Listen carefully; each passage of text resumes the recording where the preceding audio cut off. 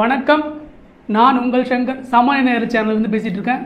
திரைப்பட கலைஞர்லேருந்து ஆரம்பித்து, விளையாட்டுத்துறையில் ஆரம்பித்து, அரசியல்வாதிகளில் ஆரம்பித்து எல்லாரும் பரபரப்பாக ஒரு விஷயம் இந்தியாவில் போயிட்டுருக்கு. அது என்ன அப்படிப்பட்ட ஒரு விஷயம்? முக்கியமான விஷயம் மாலத்தீவு. அதை பற்றியான ஒரு விஷயம். நம்ம பிரதமர் நரேந்திர மோடி அவர்கள் லட்சத்தீவு ஒரு 4 நாளைக்கு முன்னாடி போயிருந்தார். கடந்த 4ஆம் தேதி போயிருந்தார். எல்லாருக்குமே தெரியும். அதுலேருந்து ஒரு ஃபோட்டோ 4-5 தான் போட்டார். அந்த ஃபோட்டோ போட்டதுலேருந்து ஒரு 3 நாள் கழிச்சு ஒரு 3 அமைச்சர்கள் மாலத்தீவுலேருந்து ஒரு கமெண்ட்ஸ் போட்டிருந்தாங்க. எக்ஸ் பதிவில் போட்டிருந்தாங்க. அந்த விஷயத்தை பற்றி தான் இப்போ நம்ம பேச போகிறோம். அது பரபரப்பாக பேசிகிட்டு இருந்தாங்க. என்ன விஷயம் அது?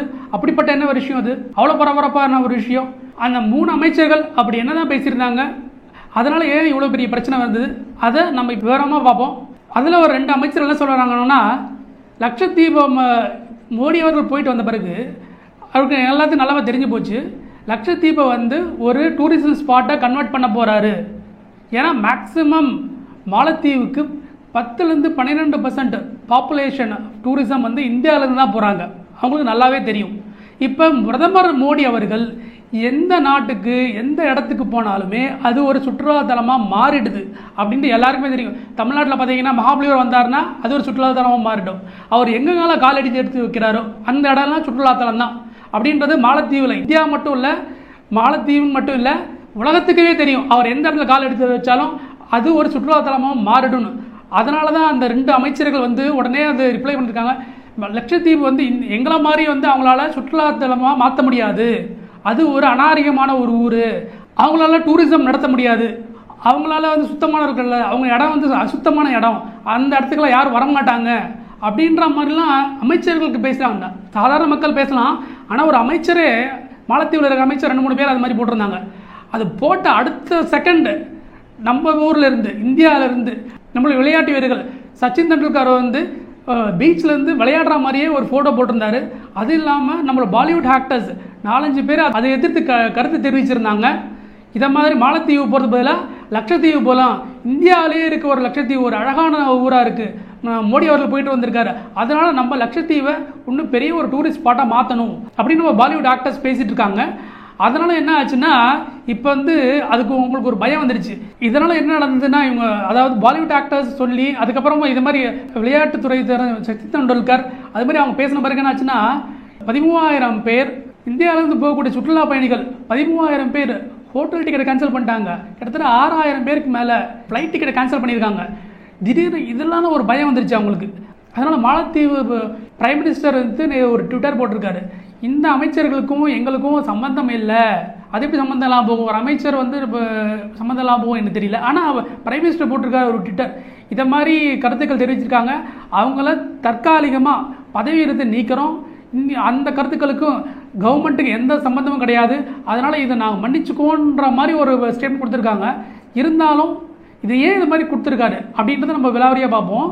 என்ன காரணம்னா, ஏன் அவ்வளோ பரபரப்பாக இருக்காங்க, இந்தியாவோட டூரிசம் ஏன் அவ்வளோ முக்கியம் அப்படின்றத நம்ம இப்போ கொஞ்சம் டீட்டெயிலில் பார்ப்போம். பார்த்தீங்கன்னா 2021 2.91 லட்சம் பேர் இந்தியாவிலேருந்து மாலத்தீவு போயிருக்காங்க. அதேமாரி 2022 2.10 லட்சம் பேர் போயிருக்காங்க. அதேமாதிரி 2023 இந்த ஜனவரி மாதத்துலேருந்து இந்த நவம்பர் மாதம், கடந்த நவம்பர் மாதம் வரைக்குமே 2,10,000 பேர் போயிருக்காங்க. அதனால 10% மக்கள் இந்தியாவிலிருந்து மட்டுமே அவங்களுக்கு டூரிசம் வராங்க. அதாவது மாலத்தீவோட முக்கியமான ஜிடிபியில் 25% அவங்க நம்பி இருக்கிறது டூரிசம் அவங்க ஜிடிபியில். அது இல்லாமல் அவங்களோட எம்ப்ளாய்மெண்ட் 25-30% இதை நம்பி தான் இருக்காங்க. நேர்முகமாக, மறைமுகமாக பார்த்தீங்கன்னா 40-45% employment from the tourism only. அதுதான் அவங்களுக்கு ஒரு பயம். பார்த்தீங்கன்னா டூரிசம் தவிர அங்கே வேறு எதுவுமே கிடையாது. அவங்களோட ஜிடிபியே டூரிசம் தான். 30-40% வருமானம் அவங்களுக்கு இந்த டூரிசம் மூலமாக கிடைக்கிறதே தவிர மற்ற எந்த வருமானமும் கிடையாது. முக்கியமாக பார்த்தீங்கன்னா இந்தியா, அடுத்தது பார்த்தீங்கன்னா சைனாலேருந்து போகிறாங்க, அடுத்தது யூஎஸ்லேருந்து போகிறாங்க, அடுத்து யூகேலேருந்து போகிறாங்க, அப்புறம் ஜெர்மன்லேருந்து போகிறாங்க. அதில் இந்தியாவோட பர்சன்டேஜ் பார்த்தீங்கன்னா 11%. நம்ம தான் அதிகமான வருமானத்தை மாலத்தீவுக்கு கொடுக்குறோம்.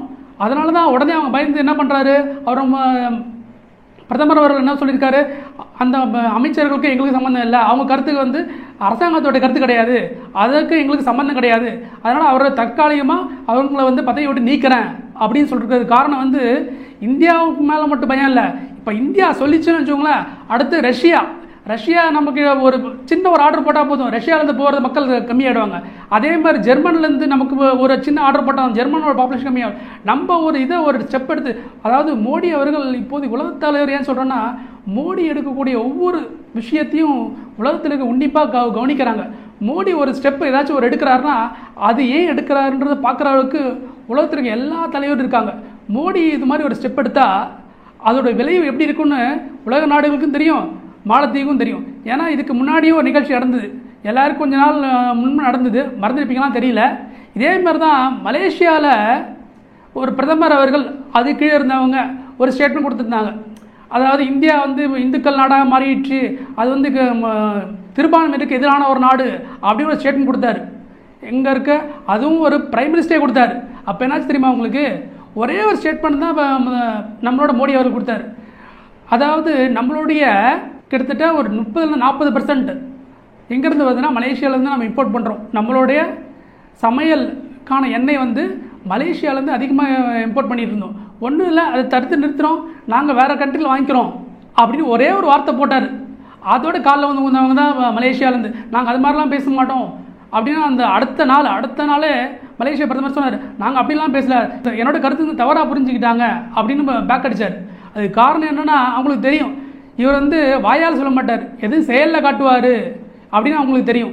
அதனால தான் இப்போ மாலத்தீவில் இருக்க பிரைம் மினிஸ்டர் என்ன சொல்லிட்டாரு, அந்த அமைச்சர்களுக்கும் தன்னுடைய கேபினெட்டில் இருக்க அமைச்சர்களுக்கும் அரசாங்கத்துக்குமே சம்மந்தம் இல்லை. அது எப்படி அரசாங்கத்தில் இருக்க ஒரு அமைச்சர்களுக்கு கருத்து வந்து அரசாங்கத்துக்கு அவங்களுக்கு சம்மந்தம் எல்லாம் போகும். ஆனால் அவர் சொல்ல வேண்டிய ஒரு கட்டாயத்தை தள்ளப்பட்டிருக்கார்.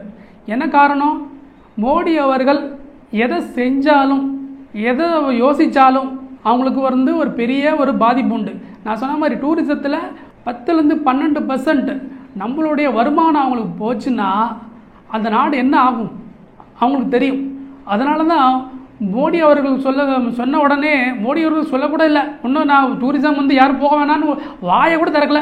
விளையாட்டு வீரர்களும் ஹாலிவுட் ஆக்டர்ஸ்ன்னு சொன்னாங்க, அதுக்குள்ளே பயந்துட்டார். மோடியே வாயை திறக்கல, அதுக்குள்ளேயே அவங்க பயந்துட்டாங்க. இன்னும் சில தகவல்கள் நான் சொல்ல ஆசைப்படுறேன். நம்ம மாலத்தீவுக்கு ஒரு ஏர்போர்ட் கட்டி கொடுத்துருக்காரு மோடி அவர்கள், இன்னொரு ஏர்போர்ட்டை ரீடெவலப்மெண்ட் பண்ணி கொடுத்துட்ருக்காரு.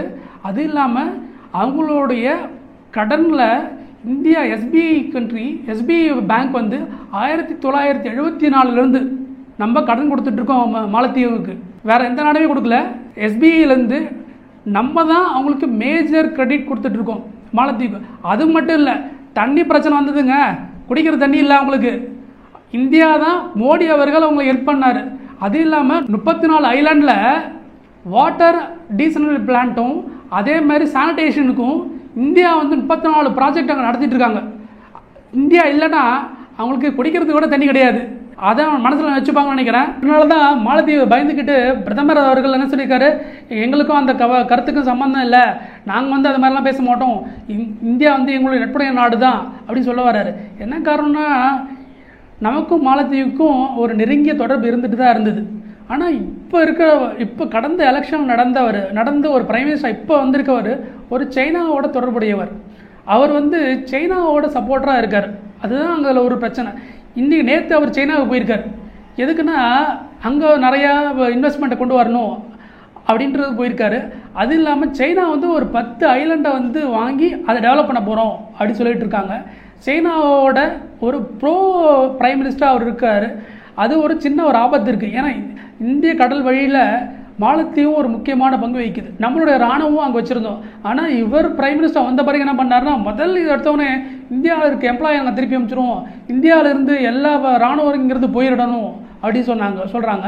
அப்போ இந்தியாவை சொல்லிச்சு பிரதமர் மோடி அவர் சொன்னார், இந்தியாவிலேருந்து மட்டும் நீங்கள் வெளியே அனுப்பக்கூடாது, மற்ற சைனாவிலேருந்து வெளியே அனுப்பிச்சிடுங்க, அதே இந்தியாவிலேருந்து மட்டும் இராணுவர்கள் வெளில போகணும், சைனா இருக்க இராணுவத்தை வெளில அனுப்பிச்சிடுங்க அப்படின்னு சொல்லியிருந்தார்.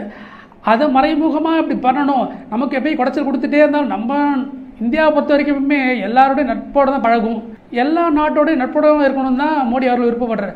ஆனால் நம்ம தமிழில் ஒரு டைலாக் சொல்லுவோம், வந்த சண்டையை விடமாட்டோம் அப்படின்னு சொல்லுவோம்.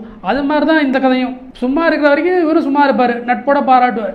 நீங்கள் பகைமைன்னு பாராட்ட ஆரம்பிச்சிங்கன்னா நீங்கள் என்ன யோசிக்கணும் அதை விட டபுள் மடங்கு வந்து காட்டணும்னு நினைப்பார். அதுதான் நம்ம மோடியோட ஒரு கொள்கை. ஒன்றுமே சொல்லலை, இந்த வாட்டி கூட ஒரு ஃபோட்டோ தான் எடுத்து போட்டார். இதை மாதிரி நம்மளுடைய லட்சத்தீவு இவ்வளோ அழகாக இருக்குது, ஸ்கூபா டைவிங் உண்டு, இங்கே ஸ்போர்ட்ஸ் ஆக்டிவிட்டி எல்லாமே உண்டு, அப்படி சின்னதாக ஒரு ஃபோட்டோ தான் எடுத்து போட்டார். அதுக்கே பயந்துட்டானுங்க. மாலத்தீவு பிரைம் மினிஸ்டர் பயந்துட்டார். ஐயோ நம்மளை 10% போயிடும் போல இருக்குது, யாரும் இந்தியர்கள் யாரும் டூரிசத்துக்கு வரமாட்டாங்களா? ஏன்னா இந்தியா டூரிசம் வந்து அவங்களோட பட்ஜெட்டில் பார்த்தீங்கன்னா மினிமம் 2 லட்ச ரூபா. ஒரு ஆள் இங்கேருந்து போகிறாருன்னா மினிமம் 2 லட்ச ரூபா பட்ஜெட்லேருந்து 50 லட்ச ரூபா பட்ஜெட் வரைக்கும் இருக்கும். இருக்கிற முக்கால்வாசி ஷூட்டிங் ஸ்பாட் வந்து நம்ம சவுத்துலேருந்து அவ்வளோ போகிறோமோ இல்லையோ தெரியாது. ஆனால் நார்த்தில் இருந்து நிறைய இப்போ ஷூட்டிங்ஸ் வந்து மாலத்தீவில் நடக்குது. அந்த ஷூட்டிங்கு பல கோடி ரூபாய் செலவு பண்ணுறாங்க. அது வருமானம் எல்லாமே போயிடும். அவங்க நல்லாவே தெரியும் மாலத்தீவு பிரதமருக்கு. அதனால தான் பயந்து போய் உடனே ஸ்டேட்மெண்ட் கொடுத்துருக்காரு.